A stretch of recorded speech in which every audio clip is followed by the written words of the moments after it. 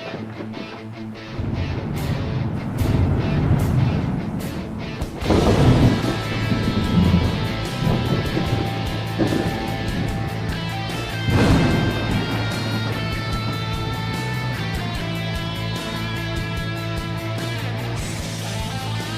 out there and welcome to the No Shit Cast. I'm your host, Matt Frazier.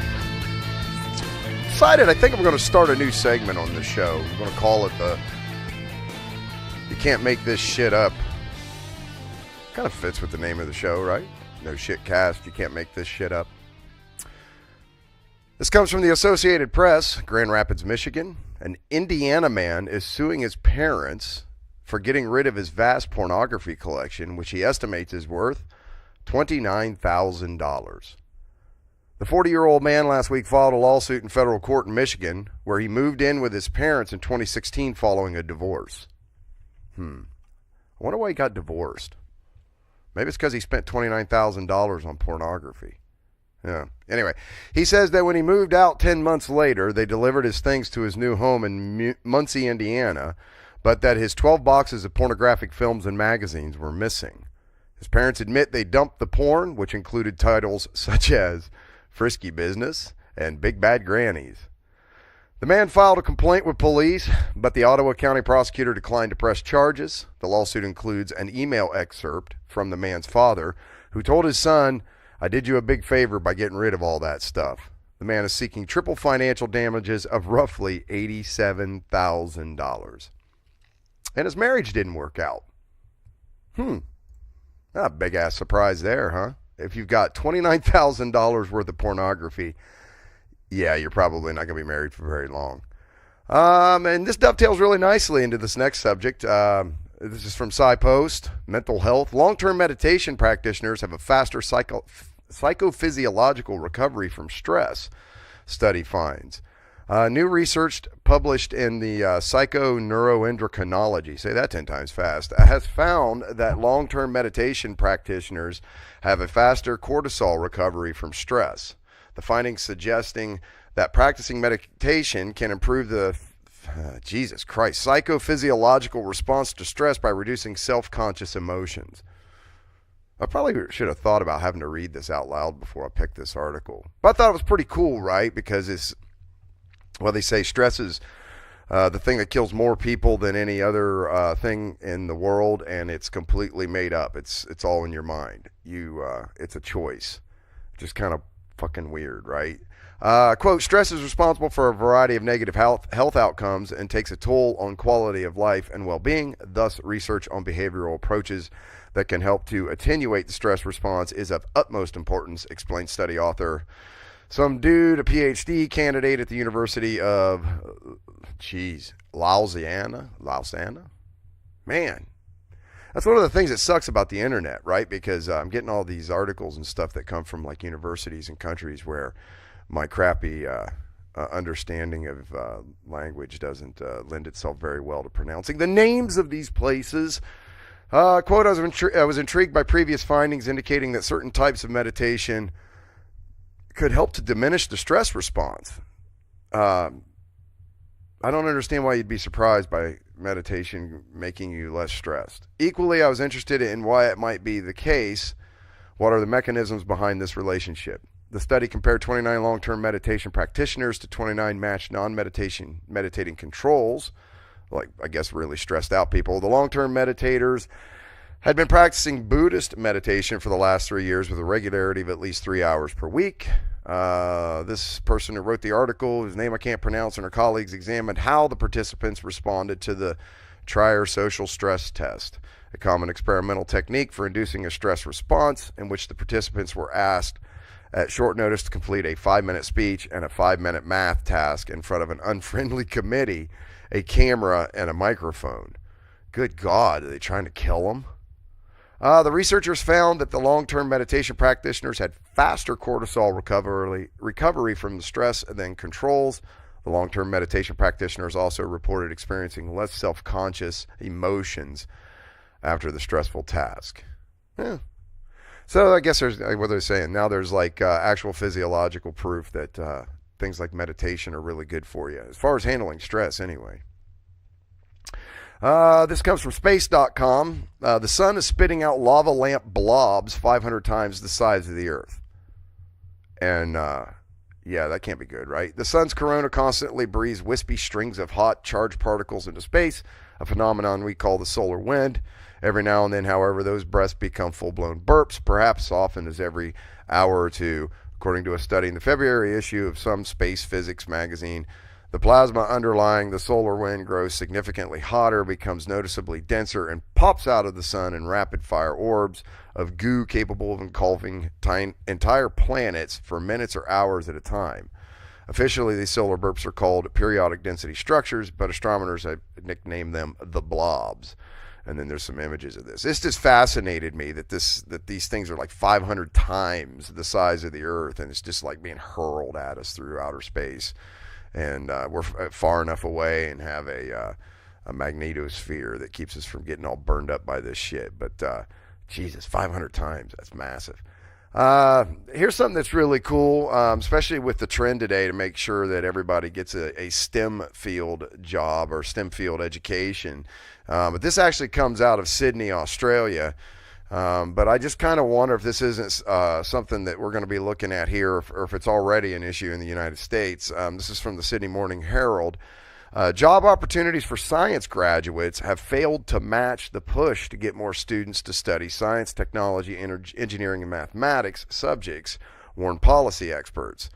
University of Sydney head of business analytics John Buchanan said while STEM skills were important to society, there was not enough demand for graduate scientists and engineers in the labor market. Quote, I think having a world with more people who understand science, technology, engineering, and maths is fantastic, but employers aren't creating that many jobs in those spaces, Professor Buchanan said. So this is an issue, right, where and this has happened in cycles before, where I can remember when doctor or nurses was huge. So everybody started going to nursing school because there was a big demand. I think there's a big demand for nurses now again. But when you start chasing these trends, you can get yourself into some real trouble because the trends change or they become satisfied or saturated, but there's a 4-year, 8-year, depending on the field. Engineering, it could easily be 4, 6, or 8 years. And where there's a lag between the jobs being all filled, but there's still schools full of people and more people showing up. So I wouldn't surprise me if that's going to happen in the STEM fields as well. But as far as in the engineering fields that I'm involved in, we can't get enough people. There's like nobody coming into the industrial automation space. I'm one of the youngsters at 46. It's kind of crazy. This is something I thought was really kind of interesting. New machine learning technologies, user interfaces, and automated content creation techniques are going to expand the personalization of storytelling beyond algorithmically generated news feeds and content recommendation. Now, it's a big, fancy, full of words sentence to basically say that get ready for a new era of personalized entertainment. This comes from TechCrunch. The next wave will be software-generated narratives that are tailored to the tastes and sentiments of a customer. This a consumer. This screams like holodeck shit to me, from like Star Trek or from the Orville kind of stuff. Concretely, it means that your digital footprint, personal preferences, and context unlock alternatives, features in the content itself, be it a news article, live video, or hit series on your streaming service. The title contains different experiences for different people. From start recommendations to smarter content, when you use YouTube, Facebook, Google, Amazon, Twitter, Netflix, or Spotify, algorithms select what gets recommended to you. The current mainstream services and their user interfaces and recommendations engines have been optimized to serve you content you might be interested in. And I'll tell you, the one that YouTube has is fucking fantastic, and I'll tell you why. Because there's been many a Saturday or Sunday or evening where I've sat down and decided, well, I'm just going to watch this next video and kind of see where it takes me on YouTube. And then 7 hours later, I'm drooling on myself still watching YouTube videos because it just keeps feeding me the heroin, right? It just keeps feeding me the crack. So they've got this shit down. Your data and other people's data, content-related data, and machine learning methods are used to match people and content, thus improving the relevance of content recommendations and efficiency of content distribution.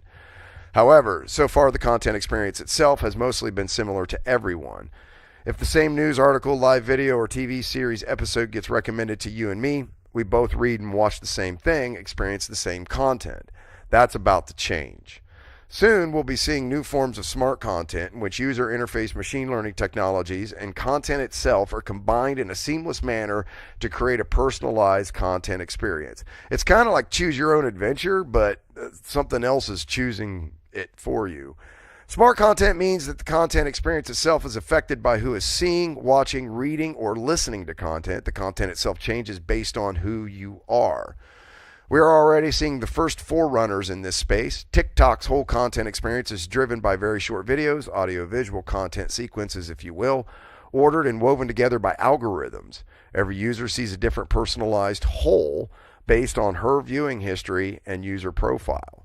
At the same time, Netflix has recently started testing new forms of interactive content, TV series episodes like Black Mirror and Bandersnatch, in which users' own choices affect directly the content experience, including dialogue and storyline. And more is on the way. Now, see, that's fucking genius, too, because when they start doing this, they can film a series on, like, Netflix, let's say. They do, like, a 12-part season. And right now, you'll sit down and you'll binge watch that season. I don't know. I shouldn't say you. You can be a good person and not, sit in a hole and binge watch. But I'm not that person. So I could blow out, 6-7 hours, a series, half-hour series kind of thing in a day. And so once Netflix sort of invests in creating this content, the user gets the experience once. And they could certainly go watch it again. But with this, they can experience it for the first time multiple times, in the sense that they can kind of go back and reuse that same content over and over again for a whole different experience. So that's what I mean. Like, this is freaking genius, because it makes it their investment into the content that they're putting on their sites worth so much more money to them, and then worth so much more to the end user. Some early predecessors of interactive audio-visual content include sports event streaming, in which users can decide which particular stream she follows and how she interacts with the live content. For example, rewinding the stream and spotting the key moments based on her own interest. Simultaneously, we're seeing how machine learning technologies can be used to create photo-like images of imaginary people, creatures, and places. Current systems can recreate and alter entire videos, for example, by changing the style, scenery, lighting, environment, or central character's face. Additionally, AI solutions are able to generate music in different genres. That's going to suck for actors, because it won't be too long before they have a hairy cat fit on set and the fucking director just writes them out and they just go in with AI and replace their face and voice in the entire movie, and nobody knows the difference. On the political front, which is something I generally don't try to talk about, but I thought this was pretty cool. Andrew Yang unveils plans to campaign remotely using a 3D hologram. This is from The Verge. That's right, folks. Politicians are going to be able to broadcast their fucking pointless platitudes to you now in virtual reality from a hologram. Isn't that great? Oh, I can't wait. Democratic presidential candidate Andrew Yang has unveiled a 3D hologram that he intends to use remotely campaign in key battleground states. I can't come to see you myself, so I'm going to send a 3D hologram. According to The Hill, Yang revealed the hologram during the segment on TMZ Live on Wednesday. He said that it would allow him to be in 2 or even 3 places at a time. I guess I don't know how this is going to be received, because although I understand the practicality of it, there is this part of me that says that these people, especially because they're going to be using it in key battleground states, that the people are going to be put off by it, like you couldn't come here yourself kind of thing. Maybe I'm wrong. Maybe this is the turning point. Yang also hopes to use the technology to drive home his message about the power of disruptive technologies and the need to change with them. In an interview with the Carroll Times Herald, Yang said that the hologram is, quote, tied into the message of the campaign. Okay, around the fact that it is 2019 and soon it'll be 2020 and things are changing and we just can't keep doing the same things over and over again and expect it to achieve the results we need. Well, I believe that. I'm down with you there, Mr. Yang. Yang has made headlines for his personal proposal to introduce universal basic income if he becomes president. Well, we'll see. I know a lot of people keep talking about that. I got to be honest. I used to be totally against this kind of shit. And now when I just watch the way that automation is just devastating entire industries, I just wonder what you're going to do with a whole bunch of people. I don't think we have bootstraps big enough for that. So I don't know. We'll see. But beyond that, so here's a politician that's going to be going out and stumping as a 3D hologram. I thought that was pretty neat. It's kind of new. Welcome, to the 21st century kind of shit.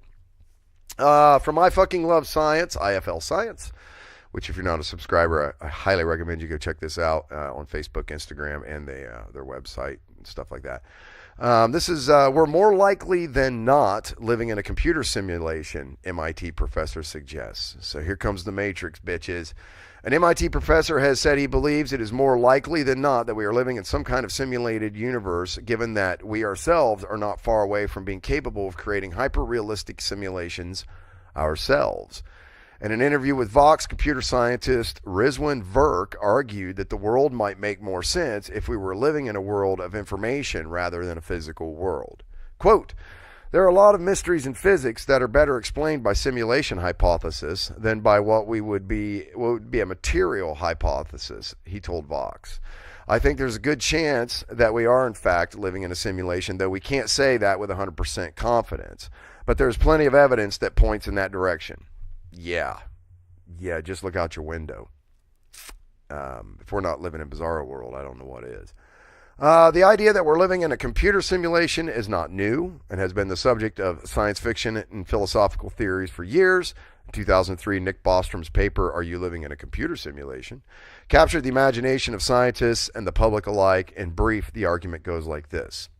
If humans survive and continue to develop technology, we'll reach a stage where our civilization has enormous computing power. With this power, it is likely that we would be capable of running a massive number of simulations of our ancestors using just a tiny fraction of the computer power available to us. Given that is the case, Bostrom suggests there are three possibilities for how the future will go, and one of them has to be true. Number one, the fraction of human-level civilizations that reach a stage where they are able to run these simulations is very close to zero. This would mean that our world is real, but will likely get wiped out before we reach a point where we have this sort of computational power. A delightful thought. The fraction of post-human civilizations that are interested in running ancestor simulations is very close to zero. This, he suggests, would require society to have changed significantly by the time we are able to run simulations, where no individuals have the resources to run simulations, or these individuals are somehow banned from running the simulations because of ethical concerns or the simulated people themselves. Number three, the fraction of all people with our kind of experiences that are living in a simulation is very close to 1.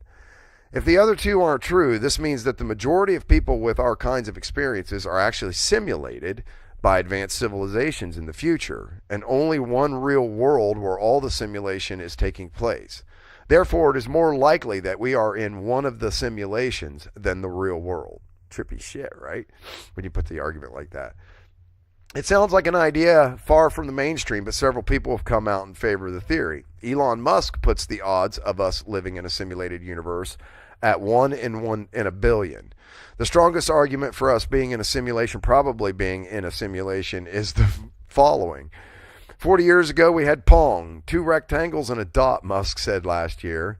This is what games were. Now, 40 years later, we have photorealistic 3D simulations with millions of people playing simultaneously, and it's getting better every year. And soon we'll have virtual reality, augmented reality, and if you assume any rate of improvement at all, the games will become indistinguishable from reality. And that's true, man. The video card manufacturers, the polygon count that they're throwing up now is just ungodly. So they're getting, this was like 5 years ago, they were within a generation to photorealistic.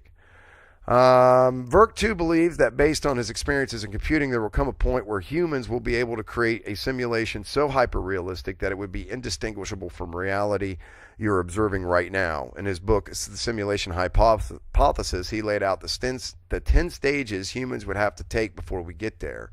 We're at about stage 5, which is around virtual reality and augmented reality. Stage 6 is about learning to render these things without us having to put on the glasses. And the fact that 3D printers can now print 3D pixels of objects shows us that most objects can be broken down as information, he told Fox. My guess is that within a few decades to 100 years from now, we will reach the simulation point.